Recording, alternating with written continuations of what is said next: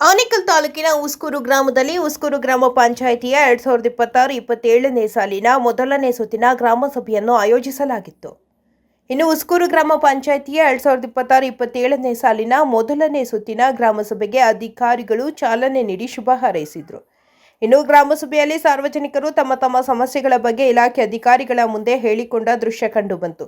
ಹಾಗೆಯೇ ಇಲಾಖೆ ಅಧಿಕಾರಿಗಳು ಸಹ ತಮ್ಮ ತಮ್ಮ ಇಲಾಖೆಯಲ್ಲಿ ದೊರೆಯುವಂತಹ ಸೌಲಭ್ಯಗಳ ಬಗ್ಗೆ ಮಾಹಿತಿ ನೀಡಿದರು. ಇನ್ನು ಗ್ರಾಮ ಸಭೆಯ ಅಧ್ಯಕ್ಷತೆಯನ್ನು ಉಸ್ಕೂರು ಗ್ರಾಮ ಪಂಚಾಯಿತಿ ಆಡಳಿತ ಅಧಿಕಾರಿ ಕೆ ವೆಂಕಟೇಶ್ ರವರು ವಹಿಸಿದ್ರು.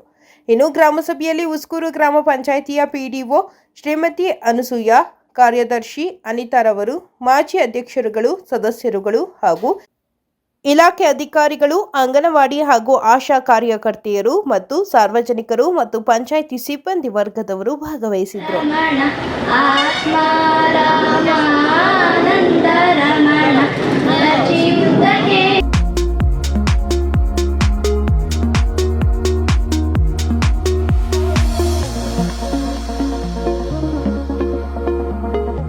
ಒಟ್ಟು ಸಿಬ್ಬಂದಿ ವೇತನ ಪಾವತಿ ಮಾಡಿರ್ತಕ್ಕಂಥದ್ದು 25,80,500.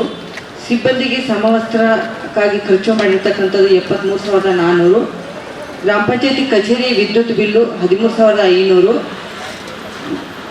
ಗ್ರಂಥಾಲಯ, ಗ್ರಾಮ ಪಂಚಾಯತಿ ವ್ಯಾಪ್ತಿಯಲ್ಲಿ ಒಂದು ಗ್ರಂಥಾಲಯ ಇರುತ್ತೆ, ಅದು ಈ ನಮ್ಮ ಅಂಬೇಡ್ಕರ್ ಭವನದ ಮೇಲಿದೆ. ಆ ಗ್ರಂಥಾಲಯಕ್ಕೆ ಮತ್ತು ನಮ್ಮ ಕಚೇರಿಗೆ ಒಂದು ದಿನಪತ್ರಿಕೆ ತರಿಸ್ತೀವಿ, ಅದ್ರ ವೆಚ್ಚ 5,500 ಇದೆ. 25% ಶವ ಸಂಸ್ಕಾರಕ್ಕಾಗಿ ಮತ್ತು ಪರಿಶಿಷ್ಟ ಜಾತಿ ಪಂಗಡ ವಿದ್ಯಾರ್ಥಿಗಳಿಗೆ ಪ್ರೋತ್ಸಾಹ ಧನ ನೀಡಿರ್ತಕ್ಕಂಥದ್ದು 55,000. 5% ವಿಶೇಷ ಚೇತನರಿಗಾಗಿ ಸಹಾಯಧನ ನೀಡಿರ್ತಕ್ಕಂಥದ್ದು 1,55,000. ಸರ್ಕಾರಕ್ಕೆ ಪಾವತಿಸಬೇಕಾದಂಥ ವಿವಿಧ ಉಪಕರಗಳು ಮತ್ತು ಕಾಮಗಾರಿಗಳಲ್ಲಿ ಕಟಾಯಿಸ್ತಕ್ಕಂಥ GST, ಇನ್ಕಮ್ ಟ್ಯಾಕ್ಸ್ ಇತ್ಯಾದಿಗಳನ್ನು ಸರ್ಕಾರಕ್ಕೆ ಪಾವತಿಸಿದಂಥ ಒಟ್ಟು ಖರ್ಚು 4,90,137. ಇನ್ನು ಐದಮೇಲಕ್ಕಾಗಿ ಬ್ಲೀಚಿಂಗ್ ಪೌಡರ್ ಇತ್ಯಾದಿಗಳನ್ನು ಮತ್ತು 7ನೇ ಕ್ಲಾಸು ಕನ್ನಡ ಮೀಡಿಯಮಲ್ಲೇ ಇರುತ್ತೆ. 1ರಿಂದ 5ನೇ ತರಗತಿವರೆಗೂ ಕಂಪಲ್ಸರಿ ನಾವು ಇಂಗ್ಲೀಷ್ ಮೀಡಿಯಂ ಮಾಡಿದ್ದೀವಿ. ಇದು ರಾಜ್ಯಾದ್ಯಂತ ಎಲ್ಲ ಸರ್ಕಾರಿ ಶಾಲೆಗಳಲ್ಲೂ ಪ್ರಾರಂಭ ಆಗಿದೆ. ಇದರ ಪರಿಣಾಮವಾಗಿ ಈಗ ನಾವು ಏನು 1 ವರ್ಷದಲ್ಲಿ ನಾವು ಪಡೆದ ದಾಖಲಾತಿಯನ್ನು ನಾವು ಇವಾಗ ಶಾಲೆ ಪ್ರಾರಂಭವಾಗಿ ಕೇವಲ 24 ದಿನಗಳಾಗಿದೆ. 24 ದಿನಗಳಲ್ಲಿ ನಾವು ಹೆಚ್ಚು ಕಡಿಮೆ 800 ಚಿಲ್ಲರೆ ಮಕ್ಕಳನ್ನು ನಾವು ಹೆಚ್ಚುವರಿಯಾಗಿ ಈ ವರ್ಷ ದಾಖಲು ಮಾಡಿದ್ದೀವಿ. ಇದರ ಪ್ರಗತಿ ಇನ್ನೂ ಹೋಗ್ತಾ ಹೆಚ್ಚಾಗ್ತಾ ಹೋಗ್ತದೆ. ಮತ್ತು ಉಸ್ಕೂರು ಶಾಲೆಯಲ್ಲಿ LKG ಮತ್ತು UKGಯನ್ನು ಸ್ಟಾರ್ಟ್ ಮಾಡಿದ್ದೀವಿ. ಅದು ನಿರಂತರವಾಗಿ ನಡೀತಾ ಇದೆ. ಅದಕ್ಕೆ ಹೆಚ್ಚು ಮಕ್ಕಳು ದಾಖಲಾಗ್ತಾ ಇದ್ದಾರೆ. ನೆಕ್ಸ್ಟ್ ಇಯರ್ ಅವರು ಬರುವಾಗ LKG UKG ಮಕ್ಕಳು 1ನೇ ತರಗತಿಗೆ ಮತ್ತು ಇಂಗ್ಲೀಷ್ ಮೀಡಿಯಮಲ್ಲೇ ಅವರು ಜಾಯಿನ್ ಆಗ್ತಾರೆ. ಈಗ ನೀವು ದೂರದ ಪ್ರೈವೇಟ್ ಶಾಲೆಗೆ ಹೋಗೋ ಅವಶ್ಯಕತೆ ಇರೋದಿಲ್ಲ. ನಮ್ಮ ಊರುಗಳಲ್ಲೇ ನಮ್ಮ ಸರ್ಕಾರಿ ಶಾಲೆಯಲ್ಲೇ ನಾವು ಇಂಗ್ಲೀಷ್ ಮಾಧ್ಯಮವನ್ನು ಪ್ರಾರಂಭ ಮಾಡಿದ್ದೀವಿ. ಇದಕ್ಕೆ ನಾವು ಸೂಕ್ತ ತಯಾರಿಯನ್ನು ಮಾಡ್ಕೊಂಡಿದ್ದೀವಿ. ಮಾರ್ಚ್ ತಿಂಗಳಲ್ಲೇ ನಾವು ಪ್ರತಿ ಊರಲ್ಲೂ ದಾಖಲಾತಿ ಆಂದೋಲನವನ್ನು ಮಾಡಿದ್ದೀವಿ. ಕ್ಲಸ್ಟರ್ ಹಂತದ ದಾಖಲಾತಿ ಆಂದೋಲನ ಉಸ್ಕೂರು ಆರೋಹಳ್ಳಿ ಶಾಲೆಯಲ್ಲಿ ಮಾಡಿದ್ದೀವಿ. ಈ ಉಸ್ಕೂರು ಆರೋಹಳ್ಳಿ ಶಾಲೆಯು ತುಂಬ ದುಸ್ಥಿತಿಯಲ್ಲಿದ್ದು ಕಳೆದ ಬಾರದ ಗ್ರಾಮ ಸಭೆಯಲ್ಲಿ ನಾವು ಅದನ್ನು ವಿನಂತಿ ಮಾಡಿಕೊಂಡಿದ್ದೀವಿ. ಅದರ ಫಲಶ್ರುತಿಯಾಗಿ ಈಗ ಮಾನ್ಯ ಶಾಸಕರು ಶಿವಣ್ಣ ಸರ್ ಅವರು ಅದನ್ನು ದತ್ತು ತೆಗೆದುಕೊಂಡು ಈ ಉಸ್ಕೂರು ಆರೋಹಳ್ಳಿ ಶಾಲೆಯಲ್ಲಿ ಒಂದು ಹೈಟೆಕ್ ಶಾಲೆಯನ್ನು ಕಟ್ತಾ ಇದ್ದಾರೆ. ನೆಕ್ಸ್ಟ್ ಗ್ರಾಮ ಸಭೆ ಅಷ್ಟೊತ್ತಿಗೆ ನಾವು ಅದರ ಫೋಟೋ ಮತ್ತು ವಿಡಿಯೋಗಳನ್ನು ಹಂಚ್ಕೊಳ್ತೀವಿ. ಮತ್ತು ನಿಮಗೆಲ್ಲ ತಿಳಿದಿರೋ ಹಾಗೆ ನಾವು ಮಕ್ಕಳಿಗೆ 2 ಜೊತೆ ಸಮವಸ್ತ್ರ, ಶೂಸು, ಸಾಕ್ಸ್ ಜವಾಬ್ದಾರಿ ಎಲ್ಲ ನಮ್ಮ ಅಂಗನವಾಡಿಗಿರುತ್ತೆ. ಅದರಲ್ಲಿ ಎಲ್ಲ ರೀತಿ 0ರಿಂದ 3 ವರ್ಷದ ಮಕ್ಕಳಿಗೆ ಮನೆಗೆ ಆಹಾರ ಕೊಡ್ತೀವಿ. ಮತ್ತು ಅವ್ರಿಗೆ ಆರೋಗ್ಯದ ಬಗ್ಗೆ ಗರ್ಭಿಣಿ ಇದ್ದಾಗ ಅವ್ರಿಗೆ ಆರೋಗ್ಯ ತಪಾಸಣೆ ಮತ್ತು ಮಾತೃವಂದನ, ಅವರು ಚೆನ್ನಾಗಿ ಫುಡ್ ತಿಂದು ಆರೋಗ್ಯವಂತವಾಗಿರಲಿ. ಹಣ್ಣು ಅದು ತಿನ್ನೋಕ್ಕಾಗಲ್ಲ, ಎಲ್ಲರೂ ಒಂದೇ ಥರ ಇರೋದಿಲ್ಲ, ಮನೇಲಿ ಆರ್ಥಿಕ ಸಮಸ್ಯೆ ಇರುತ್ತದೆ ಎಂದು ಅವರಿಗೆ 5,000 ರೂಪಾಯಿ ದುಡ್ಡು ಕೊಡ್ತೀವಿ, 1 ಕಂತು. ಮತ್ತು ಡೆಲಿವರಿ ಆದಮೇಲೆ 2ನೇ ಕಂತು. 2ನೇ ಮಗು ಹೆಣ್ಣು ಮಗು ಆದರೆ ಮತ್ತೆ 5,000 ಒಂದೇ ಸಲ ಕೊಡ್ತಾರೆ. ಮತ್ತು ಗೃಹಲಕ್ಷ್ಮಿ ಯೋಜನೆ ಅಂತ ನಿಮಗೆಲ್ಲರಿಗೂ ಗೊತ್ತಿರುತ್ತೆ, ಅದರದ್ದು ಸೌಲಭ್ಯ. ಮತ್ತು ಭಾಗ್ಯಲಕ್ಷ್ಮಿ ಯೋಜನೆ ಅಂತ ಸುಕನ್ಯಾ ಸಮೃದ್ಧಿಯಿಂದ ಇವಾಗ ಅದು ಬದಲಾವಣೆಯಾಗಿದೆ. ಹೆಣ್ಮಕ್ಳಿಗೆ ಅದು ಸುಕನ್ಯಾ ಸಮೃದ್ಧಿಯಿಂದ ಸರ್ಕಾರದಿಂದ ವರ್ಷ 3,000 ರೂಪಾಯಿ ದುಡ್ಡು ಠೇವಣಿ ಮಾಡ್ತಾರೆ 21 ವರ್ಷದ ತನಕ. ಮತ್ತು ಮಕ್ಕಳಿಗೆ ಗರ್ಭಿಣಿಯರಿಗೆ ಮನೆ ಆಹಾರ ಕೊಡ್ತಾರೆ, ಮೊಟ್ಟೆ ಕೊಡ್ತಾರೆ, ಮತ್ತು ಹಾಲು, ಸಿಹಿ ಪೊಂಗಲ್, ಖಾರ ಪೊಂಗಲ್, ಶನಿವಾರ ದಿನ ಸಿಹಿ ಪೊಂಗಲು, ಮಿಕ್ಕಿದ ದಿನ ಒಂದಿನ ಅನ್ನ ಸಾಂಬಾರು, ಒಂದಿನ ಕಿಚಡಿ ಥರ ಮಾಡಿ ಕೊಡ್ತಾರೆ. ಯಾವುದೇ ಏನೇ ಸಮಸ್ಯೆ ಬಂದರೂ ನೀವು ಹತ್ರದ ಅಂಗನವಾಡಿಗೆ ಹೋಗಿ ನೋಂದಣಿ ಮಾಡಿಸ್ಬೇಕು ಮಕ್ಕಳಿಗೆ ಹುಟ್ಟಿದ ತಕ್ಷಣವ. ಇವಾಗ ಎಲ್ಲ ಕಾನ್ವೆಂಟಿಗೆ ಅಂದರೆ ಎಲ್ಲ ಜವಾಬ್ದಾರಿಯಿಂದ ರೆಡಿ ಮಾಡಿ ತಗೊಂಡೋಗಿ ಬಿಟ್ಟು ಅವ್ರು ಹೇಳಿದ ಮಾತೆಲ್ಲ ಕೇಳ್ತೀರಾ. ನಮ್ಮ ಅಂಗನವಾಡಿ ಅಂದರೆ ಏನೋ ಒಂಥರ ಫ್ರೀ ಅಲ್ವಾ, ಅದಕ್ಕೆ ಆದರೆ ನಿಮಗೆ ಅದರಲ್ಲಿರೋಂಥ ವಿದ್ಯೆ ಬೇರೆ ಕಡೆ ಸಿಗಲ್ಲ. ಒಂದು ಮಗು ಏನೇನಿದೆ, ಮುಖ್ಯವಾಗಿ ಲಸಿಕಾ ಕಾರ್ಯಕ್ರಮ, ಉಚಿತ ಲಸಿಕಾ ಕಾರ್ಯಕ್ರಮ ವರ್ಷ ಇಡೀ ಇದೆ ನಮ್ಮ ಇಲಾಖೆಯಿಂದ. ಒಂದೊಂದು ತಿಂಗಳು ಒಂದೊಂದು ಜಾನುವಾರುಗಳಿಗೆ ಉಚಿತವಾಗಿ ನಿಮ್ಮ ಮನೆ ಬಾಗಿಲಿಗೆ ಬಂದು ನಮ್ಮ ತಂಡದವರು ಹಾಕಿ ಕೊಡ್ತೀವಿ. ಸೊ ನಾವು ಬಂದಾಗ ದಯವಿಟ್ಟು ಸದುಪಯೋಗ ಪಡಿಸ್ಕೊಳ್ಳಿ. ಅದೊಂದು. ಈಗ ಮುಖ್ಯವಾಗಿ ದನ, ಕರು, ಎಮ್ಮೆಗೆ ಕಾಲುಬಾಯಿ ಜ್ವರದ ಲಸಿಕೆ ಅದು ವರ್ಷಕ್ಕೆ 2 ಬಾರಿ ಬಂದು ಹಾಕ್ತೀವಿ. ಮತ್ತು ಬೊಬ್ಬೆ ರೋಗದ್ದು ವರ್ಷಕ್ಕೆ 1 ಬಾರಿ ದನ, ಕರು, ಎಮ್ಮೆಗಳಲ್ಲಿ ಹಾಕ್ತೀವಿ. ಮತ್ತು ಅದೇ ಥರ ಕುರಿಗಳಿಗೆ, ಮೇಕೆಗಳಿಗೆ ET ಅಂತೀವಿ, ಕರಳು ಬೇನೆ ಲಸಿಕೆ ಕಾರ್ಯಕ್ರಮ ಮತ್ತು PPR ಲಸಿಕೆ ಕಾರ್ಯಕ್ರಮ ಎಲ್ಲ ವರ್ಷಕ್ಕೆ 2 ಬಾರಿ ಕುರಿ ಮೇಕೆಗಳಿಗೂ ಬರ್ತೀವಿ ಮನೆ ಬಾಗಿಲಿಗೆ. ಸೊ ದಯವಿಟ್ಟು ಎಲ್ಲ ಸದುಪಯೋಗ ಪಡಿಸ್ಕೋಬೇಕು. ನಾವು ಮನೆ ಹತ್ರ ಬಂದು ನಿಮ್ಮನ್ನು ಕೇಳಿದಾಗ ನಿಮ್ಮ ಡೀಟೇಲ್ಸ್ ಎಲ್ಲ ಕೊಡಬೇಕು. ಯಾರೋ ಒಬ್ರು ಇರ್ತೀರಾ ಯಜಮಾನ್ರು, ಅವ್ರದ್ದು 1 ಬಾರಿ ಬಂದಾಗ ಅವ್ರದ್ದು ಕೊಡ್ತೀರಾ ಆಧಾರ್ ಕಾರ್ಡ್, ಮತ್ತು ಇನ್ನೊಂದು ಬಾರಿ ಇನ್ನೊಂದು ನಿಮ್ಮ ಮಿಸ್ಸಸ್ ಅವ್ರದ್ದು ಕೊಡ್ತೀರಾ ಅಥವಾ ಮಕ್ಕಳದ್ದು ಕೊಡ್ತೀರಾ. ಆ ಥರ ತುಂಬ ಕನ್ಫ್ಯೂಷನ್ ಆಗ್ತಾ ಇದೆ ನಮಗೆ. ಈಗ ಆಧಾರ್ ಕಾರ್ಡ್ ಮೇಲೇ ಎಲ್ಲ ಆ್ಯಪ್ಸಲ್ಲೂ ರಿಜಿಸ್ಟ್ರೇಷನ್ ಆಗ್ತಾ ಇದೆ ನಿಮ್ಮದು. ಈಗ ಆ್ಯಪ್ ಓಪನ್ ಮಾಡಿದ್ರೆ ಈ ರಾಮಯ್ಯ ಪರ್ಟಿಕ್ಯುಲರ್ ಇವ್ರದ್ದು ಅಂತ ಗೊತ್ತಾಗಬೇಕು ಅಂದರೆ ಅಲ್ಲಿ ಎಲ್ಲ ರಿಜಿಸ್ಟ್ರೇಷನ್ ಫುಲ್ ಡೀಟೇಲ್ಸ್ ಫ್ರೀಯಾಗಿ ಸೀಳು ತುಟಿ ಇರ್ಬೋದು ಅಥವಾ ಮಗುಗೆ ಹಾರ್ಟಿಗೆ ಸಂಬಂಧಪಟ್ಟಂಗೆ ಕಾಯಿಲೆ ಇರ್ಬೋದು, ಆ ಥರದ್ದು ಯಾವುದೇ ಥರದ್ದು ದೊಡ್ಡ ಪ್ರಮಾಣದಲ್ಲಿ ಖರ್ಚಾಗುತ್ತೆ ಅನ್ನೋದಿದ್ರೆ ಅಂಥ ಮಕ್ಕಳಿಗೆ ನಾವೇ ರಿಜಿಸ್ಟ್ರೇಷನ್ ಮಾಡಿಸ್ಕೊಂಡು ಅವರಿಗೆ ಫ್ರೀ ಆಪ್ರೇಷನ್ ಕೂಡ ಗೌರ್ಮೆಂಟ್ ಹಾಸ್ಪಿಟಲ್ಗಳಲ್ಲಿ, ಅಂದರೆ ನಮ್ಮದು ಆಯ್ದಂಥ ಹಾಸ್ಪಿಟಲ್ಗಳು ಇರುತ್ತೆ. ಕೆಲವೊಂದು ಹಾಸ್ಪಿಟಲ್ನ ನಾವು ಇಂಥ ಗೌರ್ಮೆಂಟ್ ಮಕ್ಕಳ ಕಡೆಯಿಂದನೇ ನಾವೇ ಕರ್ಕೊಂಡೋಗಿ ಅಂಥ ಪ್ರೈವೇಟ್ ಹಾಸ್ಪಿಟಲ್ಗಳಲ್ಲಿ ಸರ್ಜರಿ ಮಾಡಿಸಿ ಉಚಿತವಾಗಿ ಕೊಡ್ತೀವಿ. ಅದ್ರ ಜೊತೆಗೆ ನಮ್ಮ ಗ್ರಾಮ ಪಂಚಾಯತಿ ಎಲ್ಲ TB ಮುಕ್ತ ಭಾರತ ಅನ್ನೋದ್ರಲ್ಲಿ ಸೆಲೆಕ್ಟ್ ಆಗಿದೆ. ಅಂದರೆ ನಾನು ಈ ಊರಿಗೆ ಬಂದಾಗ 10 ವರ್ಷ ಆಯಿತು ನಾನು ಈ ಊರಿಗೆ ಬಂದಾಗ, ಆವಾಗ ನನಗೆ TB ಪೇಷಂಟ್ಗಳು ಸಿಗ್ತಾ ಇದ್ದಿದ್ದು 10 ರಿಂದ 15 ಜನ TB ಪೇಷಂಟ್ಗಳು ಸಿಗ್ತಾ ಇದ್ದೀವಿ. ಸುಮಾರು 560 ರಿಂದ 575 ಹೆಕ್ಟೇರು ರೇಷ್ಮೆ ಪ್ರದೇಶ ನಮ್ಮ ತಾಲೂಕಲ್ಲಿದೆ. ಇಷ್ಟು ಭಾಗದಲ್ಲಿ ಕೆಲಸ ಮಾಡೋದಕ್ಕೆ ಇಷ್ಟು ಒಂದು ಕಡಿಮೆ ಸಿಬ್ಬಂದಿ ಇದ್ದರೆ ಅದು ಮಾಡೋಕ್ಕೆ ಕಷ್ಟ ಆಗ್ತಾಯಿದೆ. ಅದು ಯಾವ ರೀತಿ ಹೇಳಬೇಕು ಅನ್ನೋದು ನನಗೆ ಗೊತ್ತಾಗ್ತಾ ಇಲ್ಲ. ಸರ್ಜಾಪುರ ಹೋಬಳಿ ಹೆಡ್ ಕ್ವಾರ್ಟ್ರಲ್ಲಿ ಒಬ್ಬರು ವಿಸ್ತರಣಾಧಿಕಾರಿ ಇದ್ದಾರೆ, ಅವರೇ ಮಾರುಕಟ್ಟೆ ಪ್ರಭಾರನೂ ಇದ್ದಾರೆ. ಆಮೇಲೆ ಒಬ್ಬರು ಇನ್ಸ್ಪೆಕ್ಟರ್ ಇದ್ದಾರೆ ಅಲ್ಲಿ ಸರ್ಜಾಪುರ ಹೋಬಳಿನಲ್ಲಿ. ಅತ್ತಿಬೆಳ್ಳೆ ಹೋಬಳಿಗೆಲ್ಲನೂ ಒಬ್ಬರು SO ಇದ್ದಾರೆ, ಅವರೇ ಬಿತ್ತನೆಕೋಟೆ ಚಾರ್ಜೂ ಇದ್ದಾರೆ. ಆಮೇಲೆ ನಾನು ವಿಸ್ತರಣಾಧಿಕಾರಿ ಚಾರ್ಜ್ ಇದ್ದೀನಿ. ಆಮೇಲೆ ಸುತ್ತಮುತ್ತಲ 3 ವಲಯಕ್ಕೆ ಆನೇಕಲ್ ಕಸ್ಬಾ, ಆಮೇಲೆ ಜಿಗಣಿ ವಲಯ, ಆಮೇಲೆ ಇಂಡ್ಲವಾಡಿ ವಲಯ, 3 ವಲಯಕ್ಕೆ ವಲಯಾಧಿಕಾರಿ ಕೆಲಸನೂ ಮಾಡಬೇಕು, ರೇಷ್ಮೆ ನಿರೀಕ್ಷಕರ ಕೆಲಸನೂ ಮಾಡಬೇಕು, SO ಕೆಲಸನೂ ಮಾಡಬೇಕು, ADS ಕೆಲಸನೂ ಮಾಡಬೇಕು. ಇಷ್ಟೊಂದು ಜವಾಬ್ದಾರಿಗಳು ಕೊಟ್ಟಾಗ ಯಾವುದೂ ಸಮರ್ಪಕವಾಗಿ ಆಗೋದಿಲ್ಲ. ಇಲ್ಲಿ ಇದನ್ನು ಸ್ವಲ್ಪ ನಮ್ಮ ಮಾಧ್ಯಮ ಮಿತ್ರರು ನಮಗೆ ಸ್ವಲ್ಪ ಇನ್ನೂ ನಮಗೆ ರೇಷ್ಮೆ ಇಲಾಖೆ ಖಾತೆ ಯಾರಿಗೂ ಹಂಚಿಕೆ ಆಗಿಲ್ಲ. ಏನನ್ನ ಅನುಕೂಲ ಆಗಿ ನಮ್ಮ ತಾಲೂಕಿನವ್ರಿಗೆ ಏನಾರ ಕೊಟ್ಟರೆ ಸ್ವಲ್ಪ ತಾವು ಧ್ವನಿ ಮಾಡಿ ಕೆಲವು ವಿಷಯಗಳನ್ನು ತಮಗೆ ತಿಳಿಸೋಕ್ಕೆ ಇಷ್ಟಪಡ್ತೀವಿ. ಈಗ ಮುಂಗಾರು ಬಿತ್ತನೆ ಕಾಲ, ರೈತರಿಗೆ ಬೇಕಾದಂಥ ಬಿತ್ತನೆ ಬೀಜಗಳನ್ನು ಜನರಲ್ ರೈತರಿಗೆ 50% ರಿಯಾಯಿತಿ, SC/ST ರೈತರಿಗೆ 75% ರಿಯಾಯಿತಿಯಲ್ಲಿ ನಮ್ಮ ರೈತ ಸಂಪರ್ಕ ಕೇಂದ್ರಗಳ ಮುಖಾಂತರ ರೈತರಿಗೆಲ್ಲ ಕೊಡೋಕ್ಕಾಗುತ್ತೆ. ಈಗೆಲ್ಲ ರೈತ ಸಂಪರ್ಕ ಕೇಂದ್ರ ಬಿತ್ತನೆ ಬೀಜ ಸ್ಟಾಕ್ ಇದೆ, ರೈತರಿಗೆ ಇದರ ಉಪಯೋಗ ಪಡ್ಕೋಬೇಕು. ಆಮೇಲೆ ಪ್ರಧಾನಮಂತ್ರಿ ಕಿಸಾನ್ ಸನ್ಮಾನ್ ನಿಧಿ ಅಂತ 4 ತಿಂಗಳಿಗೊಂದ್ಸಲ 2,000 ರೂಪಾಯಿದಂಗೆ ಇದಕ್ಕೆ ಕೇಂದ್ರ ಸರ್ಕಾರದ್ದು ಅಲ್ಲಿದ್ದು 6,000, ರಾಜ್ಯ ಸರ್ಕಾರದ್ದು 4,000 ಸ್ಟಾರ್ಟ್ ಆಗುತ್ತೆ. 1 ತಿಂಗಳು ಇದರ ಸಮಯಾವಕಾಶ ಇರುತ್ತೆ. ಅದಾದ ನಂತರ ನೀವು ಏನೇ ತಿದ್ದುಪಡಿ ಮಾಡ್ತೀವಿ ಅನ್ನೋದು ಅದಕ್ಕೆ ಅವಕಾಶ ಇರೋದಿಲ್ಲ.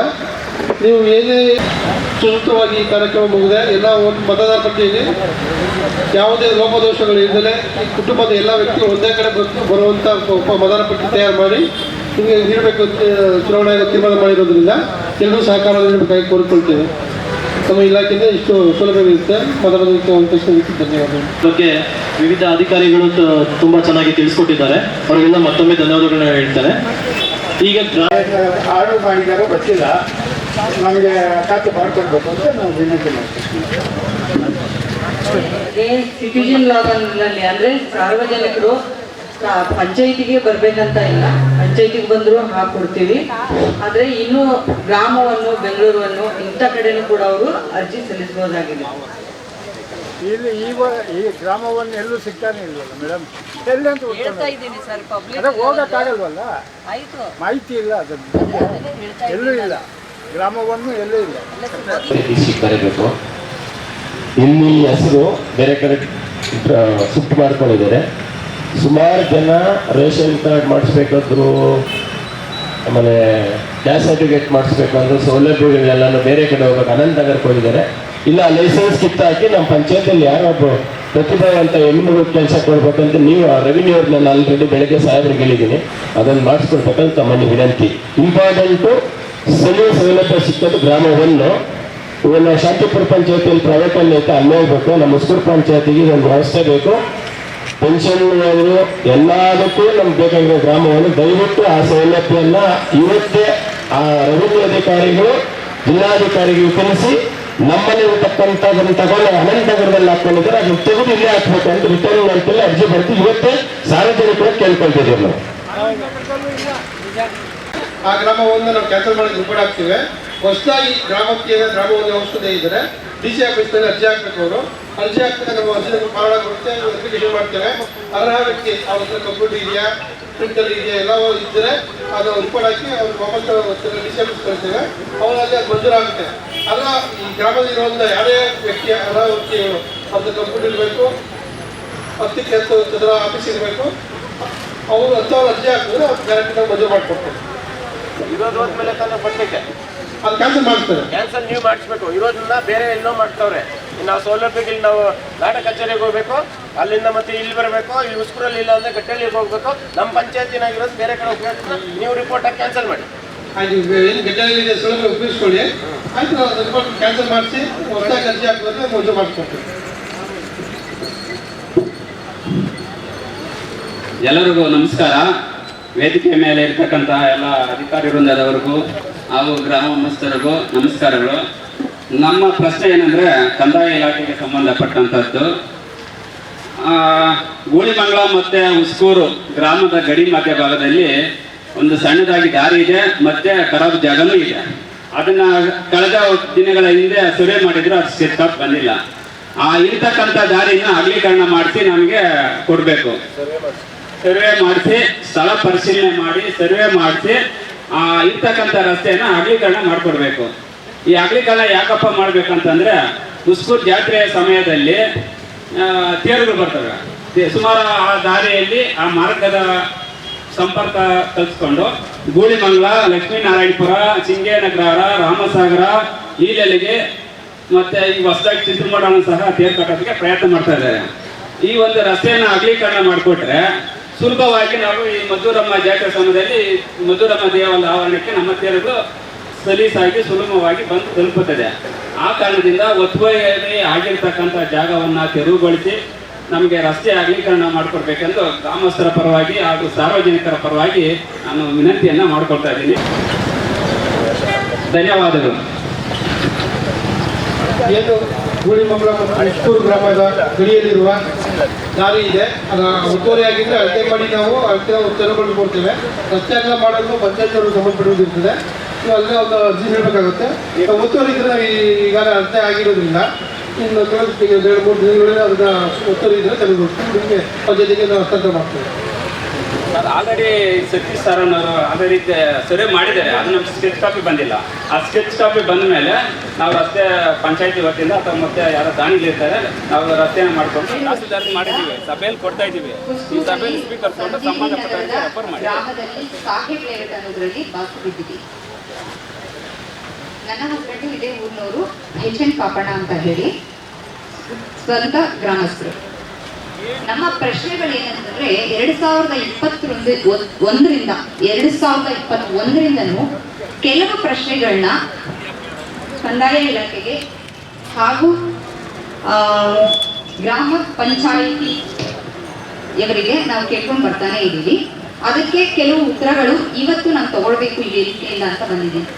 ಯಾಕಂತಂದ್ರೆ ನಾನು ಪ್ರತಿ ಸತಿ ಈ ಗ್ರಾಮ ಸಭೆಗೆ ಬರೋ ಉದ್ದೇಶ ನಾನು ಮಾಡಿರ್ಲಿಲ್ಲ, ಈ ಸತಿ ಮಾಡ್ತಾ ಇದ್ದೀನಿ. ಯಾಕೆ ಮಾಡಿದ್ದೀನಿ ಅಂತ ಹೇಳಿದ್ರೆ, ನಮಗೆ ತೊಂದರೆ ಆಗಿರೋದ್ರಿಂದ ನಾವು ಇಲ್ಲಿ ಬಂದಿದ್ದೀವಿ. ಕೆಲವು ತೊಂದರೆಗಳು ನೀವು ಅನ್ಕೋಬಹುದು, ಇದು ನಮ್ಮ ಇಲಾಖೆಗೆ ಸಂಬಂಧಪಟ್ಟಿಲ್ಲ, ನೀವು ಅಲ್ಲಿ ಹೋಗ್ಬೇಕು, ನೀವು ಇಲ್ಲಿ ಹೋಗ್ಬೇಕು ಅನ್ನೋ ಉತ್ತರಗಳು, ಉಡಾಫೆ ಉತ್ತರಗಳು ಬಂದಿದ್ದಾವೆ. ಅದಕ್ಕೆ ನನಗೆ ಅಟ್ಲೀಸ್ಟ್ ಈ ಗ್ರಾಮ ಸಭೆಯಿಂದನಾದ್ರೂ ಅಂತಹ ಉಡಾಫೆ ಉತ್ತರಗಳು ಬರಲ್ಲ ಅಂತ ನಾನು ಅಪೇಕ್ಷೆ ಮಾಡ್ತಾ ಇದ್ದೀನಿ ಕಮ್ಮಿಯಿಂದ. ಫಸ್ಟ್ ನಾನು ಕೇಳಿದ್ದು ಕಂದಾಯ ಇಲಾಖೆಯವರಿಗೆ 2021ರಲ್ಲಿ ನಾನು ಕೇಳಿದ ಪ್ರಶ್ನೆ ಏನಂತಂದ್ರೆ, ಸರ್ಕಾರಿ ಜಾಗಗಳು ಯಾವ್ದ್ಯಾವ್ದು ಈ ಹುಸ್ಕೂರು ಗ್ರಾಮಕ್ಕೆ ಸಂಬಂಧಪಟ್ಟಿದೆಯೋ ಅದಕ್ಕೆಲ್ಲ ನೀವು ನಾಮಫಲಕಗಳನ್ನ ಹಾಕಿದ್ದೀರಾ, ಅಂದ್ರೆ ಸರ್ಕಾರಿ ಜಾಗಕ್ಕೆ ಇದು ಸಂಬಂಧಪಟ್ಟಿದ್ದು, ಇಲ್ಲಿ ಬೇರೆಯವರು ಮನೆ ಕಟ್ಟಬಾರ್ದು ಅಂತ ಹೇಳಿ. ಅದಕ್ಕೆ ಬೇಕಾದಂತಹ ದಾಖಲೆ ಇಲ್ಲಿದೆ. 5/1/2021ರಲ್ಲಿ ಕೊಟ್ಟಂತಹ ಕಂಪ್ಲೇಂಟ್ ಇದು ತಹಶೀಲ್ದಾರ್ ಅವರು ಕೊಟ್ಟಿರೋ ಕಂಪ್ಲೇಂಟು. ಹಾಗೆ ಕಂದಾಯ ಇಲಾಖೆಯವರ ಗಮನಕ್ಕೆ ಕೂಡ ತಗೊಂಡು ಬಂದಿದ್ದೀವಿ. ಇದೇ ಸ್ಮೃತಿ ಅಕಾಡೆಮಿ ಏನಿದೆಯೋ ಆ ಸ್ಮೃತಿ ಅಕಾಡೆಮಿ ಹಿಂದ್ಗಡೆ ಸರ್ಕಾರಿ ಜಾಗವನ್ನ ವೋಟ್ ಬ್ಯಾಂಕಿಂಗ್ ಮಾಡ್ಕೊಂಡಿದ್ರು. ಆ ವೋಟ್ ಬ್ಯಾಂಕಿಂಗ್ ಹೇಗೆ ಅಂತಂದ್ರೆ, ನೀವು ಮನೆ ಕಟ್ಕೊಂಡ್ಬಿಡಿ, ಮುಂದೆ ನಮ್ಮ ಸರ್ಕಾರ ನಾವೇ ಬಂದ್ಬಿಡ್ತೀವಿ ಪಂಚಾಯತಿಲಿ, ಆಗ ನಿಮ್ಗೆ ಮನೆನ ನಿಮ್ಗೆ ಮಂಜೂರು ಮಾಡ್ಕೊಟ್ಬಿಡ್ತೀವಿ ಅಂತ. ಪಾಪ ನಮ್ಮ ಹುಸ್ಕೂರಿನ ಗ್ರಾಮದ ಎಜುಕೇಟೆಡ್ ಪೀಪಲ್ ಇರಬಹುದು ಅಥವಾ ಗ್ರಾಮಸ್ಥರು ಇರಬಹುದು, ಅವ್ರ ಪಾಪ ಗೊತ್ತಿಲ್ಲ, ಹೆಣ್ಮಕ್ಳೆಲ್ಲ ಅವರು ಮಾಂಗಲ್ಯ ಸಮೇತ ಮಾರ್ಬಿಟ್ಟು ಏನೋ ಒಂದು ಅವ್ರು ಹೇಳ್ಬಿಟ್ರು ದೊಡ್ಡ ಮನುಷ್ಯರು ಅಂತ ಹೇಳಿ ಪಾಯ ಹಾಕ್ಬಿಡೋದು, ಮನೆ ಕಟ್ಟಿಬಿಡೋದು. ಆಮೇಲೆ ಇನ್ನೇನು ಅವ್ರ ಅವಧಿ ಮುಗಿತಾ ಇದೆ ಅಂದಂಗೆ ಹೇಳೋದು ಉತ್ತರಾನ, ಈ ಜಾಗ ಗೌರ್ಮೆಂಟ್ ವಸೂಲಿ ಮಾಡ್ಕೊಂಡಿದ್ದಾರೆ, ತಹಶೀಲ್ದಾರ್ ಅವರಿಂದಾನೆ ಬಂದಿದೆ, ಸೊ ಇವಾಗ ನೀವೆಲ್ಲ ಮನೆ ಕಟ್ಕೊಂಡಿರೋದು ಏನು ಮಾಡೋಕ್ಕಾಗಲ್ಲ, ನೀವು ಮನೆ ಖಾಲಿ ಮಾಡಬೇಕು. ಈ ಥರ ಉಡಾಫೆ ಉತ್ತರಗಳು ಬರಬಾರ್ದಂತಾನೆ ನಾವು ವಿದ್ಯಾವಂತರಾಗಿ, ಎಸ್ಪೆಷಲಿ ನಾನು ವಿದ್ಯಾವಂತರಾಗಿ ಅದ್ರ ಬಗ್ಗೆ ದನಿ ಎತ್ತಿದ್ದೀನಿ. ಅದಕ್ಕೆ ಬೇಕಾಗಿರೋ ಸಾಕ್ಷಿ ಇಲ್ಲಿದೆ. ಸೊ ಇವಾಗ ನನಗೆ ಸ್ಮೃತಿ ಅಕಾಡೆಮಿ ಹಿಂದೆ ಇರೋ ಜಾಗ ಯಾವ ಹಂತಕ್ಕೆ ಬಂದಿದೆ ಅನ್ನೋದನ್ನ ಅವ್ರು ತಿಳಿಸ್ಕೊಡ್ಬೇಕು. ಇದು ಮೊದಲನೇ ಪತ್ರನ ಮತ್ತೆ ನಾನು ಕೊಡ್ತಾ ಇದ್ದೀನಿ ಕಂದಾಯ ಇಲಾಖೆಯವ್ರಿಗೆ. ಎರಡನೇದು,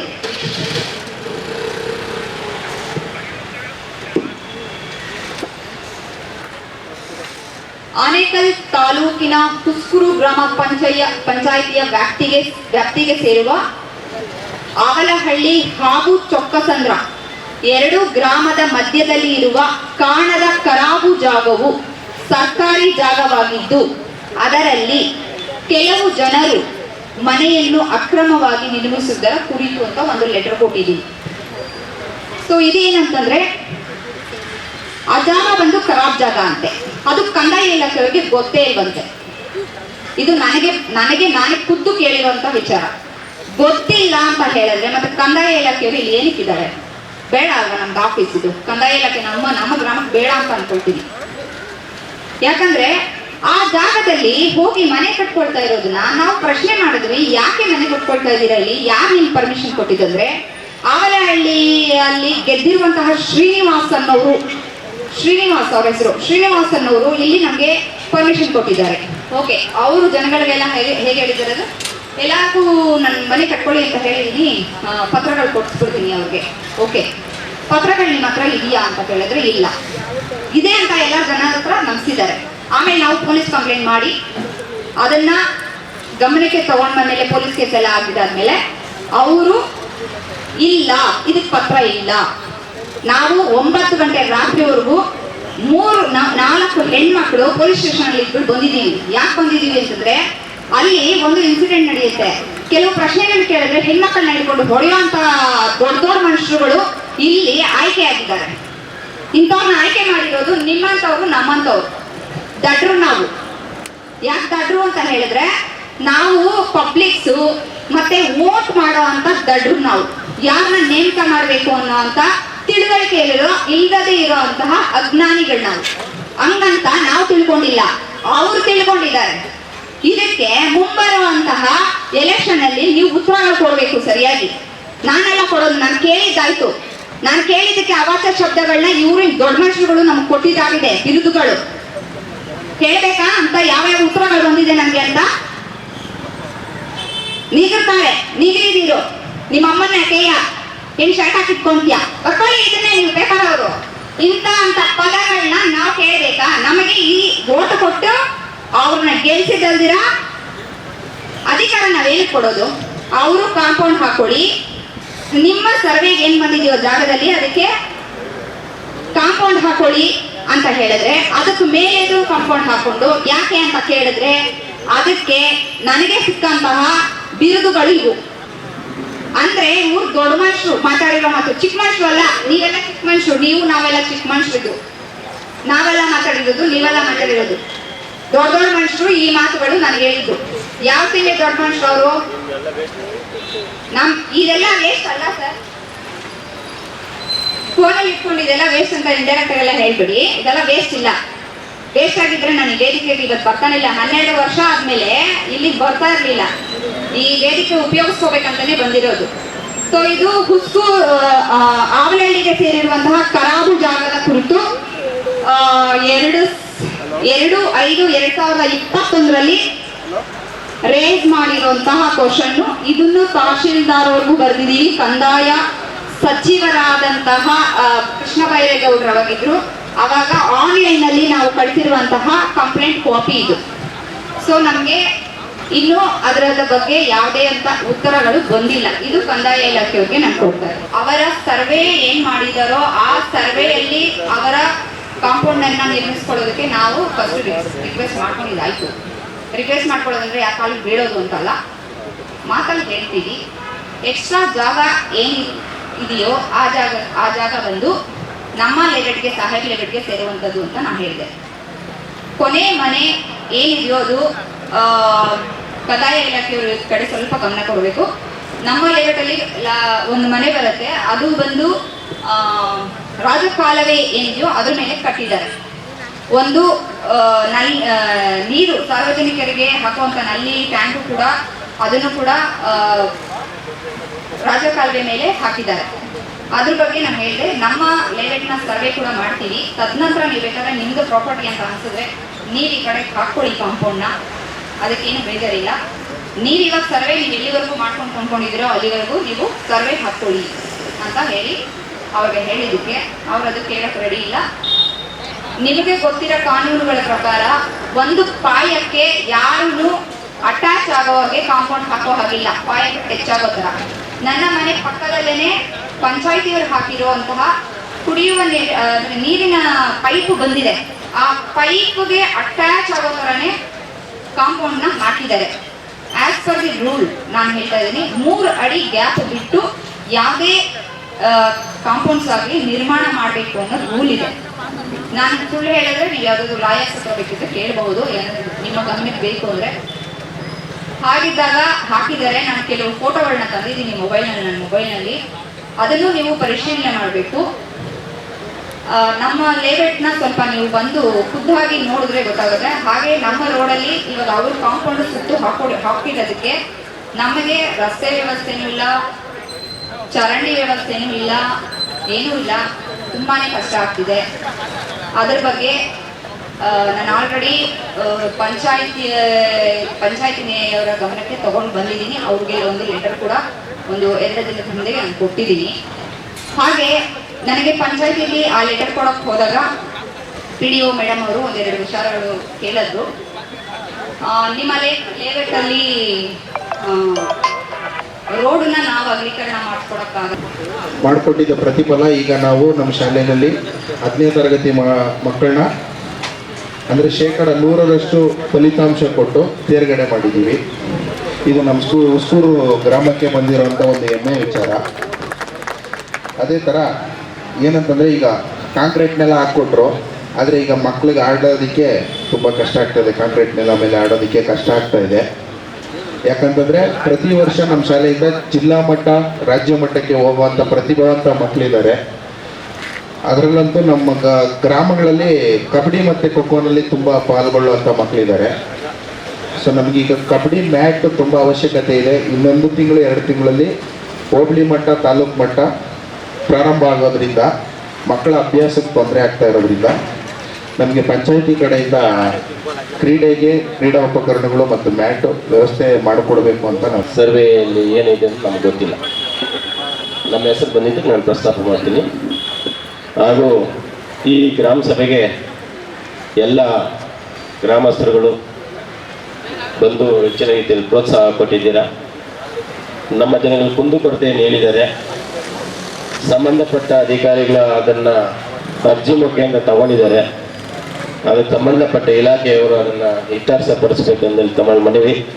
ಹಾಗೂ ಈ ಗ್ರಾಮ ಸಭೆಗೆ ಬಂದಿರತಕ್ಕಂಥ ಎಲ್ಲ ನನ್ನ ಅಧಿಕಾರಿ ಮಿತ್ರಗಳು ವಂದನಾಗಳು ಹೇಳ್ತಾ ಈ ಗ್ರಾಮ ಸಭೆಯನ್ನು ಮುಕ್ತಾಯಗೊಳಿಸ್ತಾ ಇದ್ದರು. 25-26ನೇ ಸಾಲಿನ ಮೊದಲನೇ ಸಭೆ ಗ್ರಾಮ ಸಭೆಯನ್ನು ಈಗ ಚುನಾಯಿತ ಪ್ರತಿನಿಧಿಗಳಿಲ್ಲದೆ ನಡೆದಿರತಕ್ಕಂಥ ಗ್ರಾಮ ಸಭೆ ಯಶಸ್ವಿಯಾಗಿ ನಡೆಯುತ್ತಂತ ನಮ್ಮ ಮನಸ್ಪೂರ್ವಕವಾಗಿ ನಾವು ಹೇಳ್ಕೊಳ್ತಾ ಇದ್ದೀರಿ. ಕೆಲವರು ಕುಂದುಕೊರತೆಗಳು ಹೇಳಿದ್ರು. ಅದರಲ್ಲಿ ನಾನು ಇದ್ದೆ ಆಫೀಸಲ್ಲಿ ಕೂತಾಗ 15 ಅಡಿ ರಸ್ತೆ ಮಾಡಿ ಸಾಹೇಬ್ ಲೇಔಟ್ ಅಂತೇಳಿ ಮಾರ್ಬಿಟ್ಟು ಹೋಗಿದ್ದಾನೆ. ಆಜು ಬಾಜು ಮನೆಗಳು ಕಟ್ಕೊಂಡ್ಬಿಟ್ಟಿದ್ದಾರೆ. ಈಗ ಅದನ್ನು ನಾವು ತೆರವುಗೊಳಿಸೋದು ಅಷ್ಟು ಈಸಿ ಅಲ್ಲ. ಇರೋ ರಸ್ತೆಯನ್ನು ಮಾನ್ಯ ಶಾಸಕರಿಗೆ ಹೇಳಿ ಇರೋ ಕಾಂಕ್ರೀಟ್ ರಸ್ತೆ ಮಾಡಿಕೊಡೋದಕ್ಕೆ ನಾವು ಅನುಕೂಲ ಮಾಡಿಕೊಡ್ತೀರಿ. ಈಗ ಗುಲ್ಮಂಗಲದಲ್ಲಿ ಒಂದು ರಸ್ತೆಯನ್ನು ಕೇಳಿದ್ದಾರೆ, ಆಲ್ರೆಡಿ ಸರ್ವೆ ಆಗಿದೆ. ಅದನ್ನು ಸಂಬಂಧಪಟ್ಟ ರೆವಿನ್ಯೂ ಅಧಿಕಾರಿಗಳು ಅದನ್ನು ತೆರವುಗೊಳಿಸ್ತಾರೆ ಅಂತೇಳಿ ಮುಂದೆ ಯಶಸ್ವಿಯಾಗಿ ಗ್ರಾಮ ಸಭೆಯನ್ನು ನಡೆಸಿದ್ದಾರೆ. ಸಾಕಷ್ಟು ಅಭಿವೃದ್ಧಿ ಕೆಲಸ ಮಾಡಿದ್ರು ಸರ್.